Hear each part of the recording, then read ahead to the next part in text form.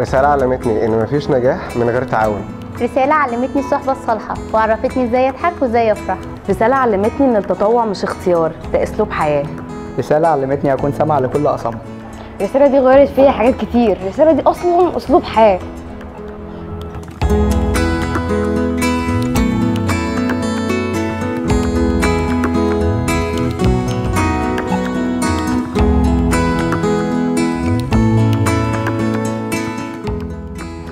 أنا مؤمن بفكرة إن التطوع هو اللي بيغير الإنسان، ورسالة اتعلمت معنى التطوع. رسالة علمتني إني أكون بياع خير ومرتبي سعادة. في رسالة شفت محتاجين كتير خلوني عرفت معنى كلمة الحمد لله. ورسالة علمتني إن أنا أبقى دؤوبة ازاي على عمل الخير. رسالة علمتني الابتسامة. لما اتسأل يوم من الأيام عن شبابي هقول ضيعته في الخير. في رسالة.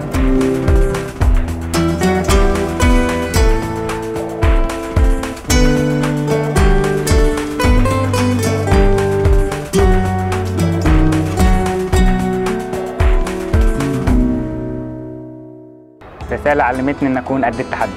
رسالة علمتني المسؤولية. رسالة غيرت لي مفهوم عمل الخير، إن مساعدة الناس مش بس بالفلوس، لكن ممكن يبقى بوقتك أو بمجهودك أو بابتسامة أو حتى بكلمة طيبة. رسالة علمتني كل حاجة حلوة.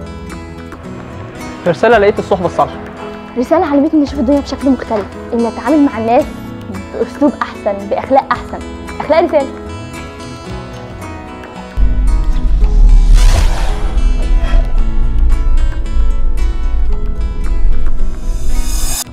أنت تقدر؟ مستحيل طبعا.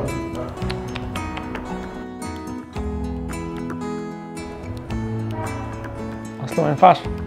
مش عارف. ما ينفعش أستغنى عن الرسالة. ما افتكرش. ما تبقاش حياة.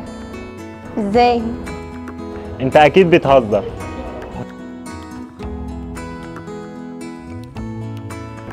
يا عم فك.